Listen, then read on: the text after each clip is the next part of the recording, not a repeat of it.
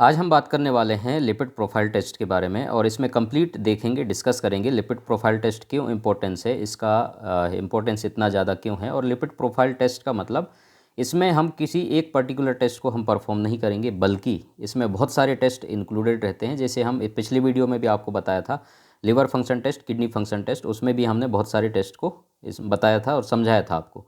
तो ये बहुत इंपॉर्टेंट टेस्ट है आपके हेल्थ के लिए, सभी लोगों के लिए, और जो लेबोरेटरीज़ में वर्क करते हैं उनके लिए भी इम्पोर्टेंस है, उनको भी समझना बहुत ज़रूरी है। और इसमें हम देखेंगे टेस्ट रिपोर्ट जो आपके पास आता है उसको किस तरीके से आपको समझना है और क्या क्या चीज़ उसमें दिए रहते हैं जिसके थ्रू आप आसानी से समझ सकते हैं। समझ में आ रहा है? तो इसमें जैसे कि आपको देखने को मिल रहा होगा लिपिड प्रोफाइल टेस्ट या पैनल टेस्ट भी इसको बोलते हैं। लिपिड आपको नाम से स्पष्ट समझ में आ गया होगा, फैट, और इसमें जैसे कि HDL, LDL, total cholesterol, VLDL और ट्राइग्लिसराइड, ये सारी चीज़ों को इसमें मेज़र किया जाता है। इसमें हम आगे बढ़ते हैं और देखते हैं, समझते हैं इसमें क्या क्या चीज़ें। तो सबसे पहले इंट्रोडक्शन की अगर हम बात करेंगे तो इसमें आपको देखने को मिल रहा होगा ये जो आपका कोलेस्ट्रॉल टेस्ट है, कंप्लीट कोलेस्ट्रॉल टेस्ट, इसमें आपको लिपिड प्रोफाइल टेस्ट बोला जाता है, जो कि ब्लड के द्वारा होता है। ये टेस्ट सिंपल किसके द्वारा? ब्लड टेस्ट है।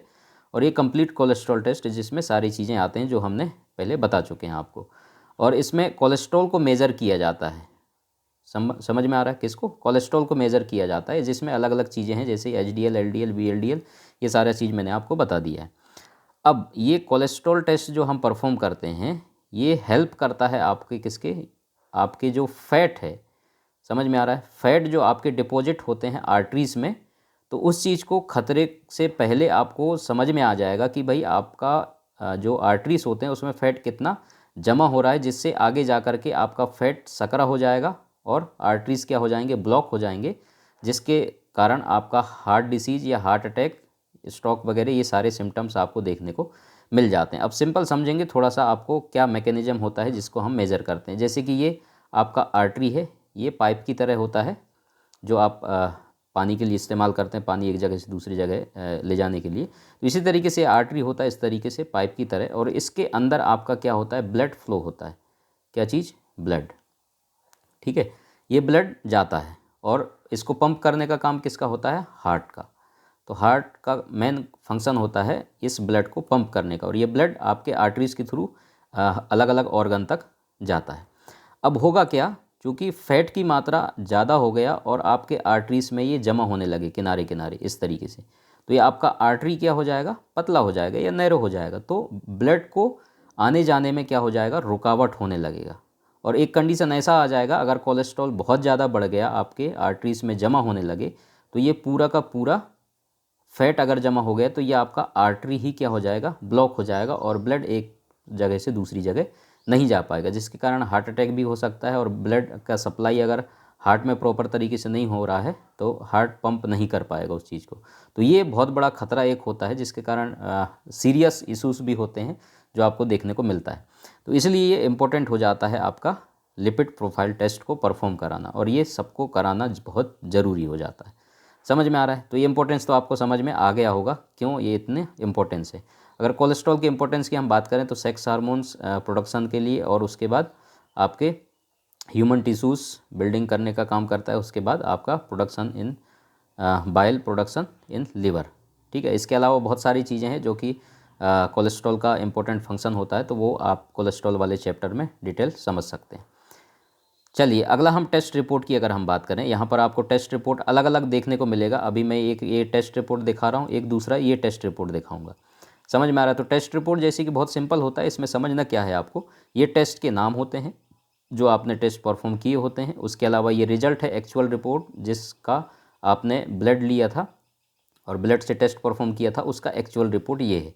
और दूसरा चीज़ यहाँ पर यूनिट्स है जिसके द्वारा हम इसको मापते हैं, इकाई है। और उसके अलावा यहाँ पर रेफरेंस रेंज, तो ये सबसे इंपॉर्टेंट चीज़ होता है और ये कंपटीशन एग्जाम में पूछने के लिए भी आता है। नॉर्मल रेंज कितनी होती है, ये सारा चीज़ समझ में आ रहा है? तो आपको जो घर बैठकर आप ये रिपोर्ट को कैसे समझ सकते हैं, सबसे पहली चीज़ तो आपको रेफरेंस रेंज से आपके रिजल्ट को मैच करके देखना है कि इस रेंज में आ रहा है या नहीं आ रहा है। अब यहाँ पर कम ज़्यादा का निशान दिया गया है, कुछ लोग समझ पाएंगे, नहीं समझ पाएंगे। तो यहाँ पर 200 से कम दिया हुआ है, ठीक है, 150 से कम, 40 से ज़्यादा, 100 से कम, 30 से कम, उसके बाद 130 से कम। तो इस तरीके से आपको इसको समझना है। अब यहाँ पर रिपोर्ट अगर हम कुछ मैच करेंगे तो यहाँ पर देखने को मिल रहा होगा 192 आया है एक्चुअल, और 200 से कम होना चाहिए, इसका मतलब ये करेक्ट है आपका कोलेस्ट्रॉल का लेवल। ठीक है, अगर ये यहाँ पर 250 आ जाता तो 200 से कम होना चाहिए, अब ये 250 हो गया, मतलब ये ज़्यादा हो गया। सिंपल इसी तरीके से समझ सकते हैं, ये पूरा रिपोर्ट आपको यहाँ पर देखने को मिलेगा। अब यहाँ पर देखो 103 दिया हुआ है, ठीक है, होना कितना चाहिए 100 से नीचे, 103 मतलब 3 ज़्यादा बढ़ा हुआ आ रहा है। तो इस तरीके से आप रिपोर्ट को समझ सकते हैं, सिंपल इस तरीके से। और अलग अलग टेस्ट रिपोर्ट आपको अलग अलग लेबोरेटरीज में देखने को मिलेंगे, और रेफरेंस रेंज भी अलग अलग देखने को मिलता है। तो रेफरेंस रेंज से ही आपको मिलाना है, बाकी कंफ्यूज होने की ज़रूरत आपको बिल्कुल भी नहीं है। समझ में आ रहा है? अब ये अगला टेस्ट रिपोर्ट आप यहाँ पर देखेंगे तो यहाँ पर आपको एक रेंज दिया हुआ है कि इतने से इतने तक, वहाँ पर रेंज नहीं दिया था, यहाँ पर देखेंगे 150 से 250 तक दिया हुआ है mg/dL में। समझ में आ रहा है? तो यूनिट्स स्टूडेंट आप याद रखेंगे, ये यूनिट्स पूछे जाते हैं। तो 150 से 250 mg/dL, यहाँ पर एक रेंज दे दिया गया कि इस रेंज के अंदर होना चाहिए नॉर्मल। ठीक है, तो इस तरीके से आप इसको मैच कर सकते हैं। 152 आया है, मतलब 150 से 250 के बीच में है ये। ट्राइग्लिसराइड का देखेंगे यहाँ पर 60 से 165 दिया है, मेल में, फीमेल में अलग दिया हुआ है। ठीक, तो इस तरीके से आप इसको समझ सकते हैं, ये सब में कुछ में नहीं दिया है। अब यहाँ पर देखेंगे टोटल पैनल जो होते हैं टेस्ट का, यहाँ पर मैंने आपको दिखाया था क्या क्या है, टोटल कोलेस्ट्रॉल, उसके बाद टोटल कोलेस्ट्रॉल है, triglyceride, HDL, LDL, VLDL cholesterol, और उसके बाद नॉन एचडीएल कोलेस्ट्रॉल। इतने सारी चीज़ इसमें मेजर कर रहे थे। और यहाँ पर कुछ चीज़ें रेशो आपको देखने को मिलेंगे, ये आप देख सकते हैं। ठीक है, वीएलडीएल कोलेस्ट्रॉल और कोलेस्ट्रॉल एचडीएल का रेशो यहाँ पर देखने को मिलेगा, एलडीएल एचडीएल का रेशो यहाँ पर देखने को मिल रहा है। तो इस तरीके से अलग अलग आप लेबोरेटरीज में टेस्ट परफॉर्म कराएंगे तो ये चीज़ें आपको देखने को मिलेगा। ठीक है, चलिए हम आगे बढ़ते हैं इसमें। सैंपल आप क्या लेंगे, आप सिंपल जब ये टेस्ट परफॉर्म करा जाते हैं डॉक्टर की सलाह से, या आप स्वयं भी करवा सकते हैं, आपको अगर लग रहा है ऐसा कोई सिम्टम्स है, या फिर नॉर्मली भी आप चेकअप करवा सकते हैं, क्योंकि प्राइमरी सिम्टम्स बहुत कम देखने को मिलता है इस चीज़ का। आपको लगता है आप हेल्दी हैं, लेकिन कुछ ना कुछ कॉम्प्लिकेशन आपके बॉडी के अंदर होता है, तो ये टेस्ट ज़रूर आप परफॉर्म एक बार करा लें। तो सैंपल आपका सिंपल है, आप जब लेबोरेटरीज में जाएंगे आपका ब्लड सैंपल कलेक्ट किया जाएगा, और ब्लड सैंपल में प्लेन वॉयल में लिया जाता है, और उसके सीरम से ये टेस्ट परफॉर्म किया जाता है। कैसे? सीरम से। ठीक है, नीचे आपका सेडिमेंट हो जाते हैं जो आपके ब्लड सेल्स होते हैं वो, बाकी ऊपर जो रहता है सीरम, उसी से ये टेस्ट परफॉर्म किए जाते हैं। समझ में आ रहा है? और ये एनालाइज़र, बायोकेमिस्ट्री एनालाइज़र, बड़ी मशीन होती है, उसके द्वारा एक किए जाते हैं। और फास्टिंग ब्लड सैंपल डॉक्टर की सलाह से आप कराएं। ठीक है, तो इसमें डॉक्टर आपको सजेस्ट करेगा कि किस तरीके से आपको टेस्ट परफॉर्म कराने हैं, तो इसके लिए फास्टिंग सैंपल बहुत अच्छा भी माना जाता है, तो आप ये फास्टिंग सैंपल लेकर के ब्लड टेस्ट करवा सकते हैं।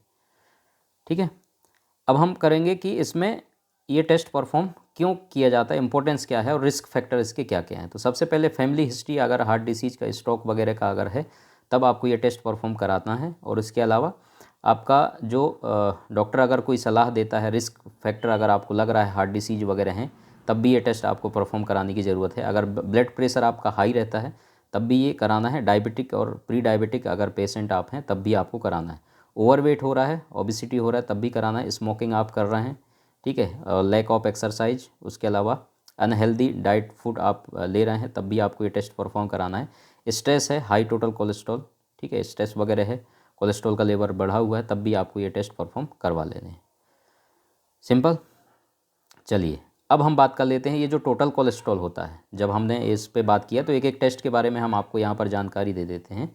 और एक चीज़ और मैं आपको बता दूँ, यहाँ पर आपको ईमेल आईडी देखने को मिला होगा, ये आप इस ईमेल आईडी पर जो कंपटीशन एग्ज़ाम के लिए हमने नोट्स तैयार किए हुए हैं, MCQs नोट्स हैं, ठीक, तो आप हमसे मंगवा सकते हैं। बहुत इंपॉर्टेंट MCQs हैं उसमें, आप इस ईमेल पर मेल करके आप हमसे कांटेक्ट कर सकते हैं, और आपको आगे का प्रोसीजर बता दिया जाएगा किस तरीके से आप MCQs मल्टीपल चॉइस क्वेश्चन का नोट्स आप हमसे मंगवा सकते हैं।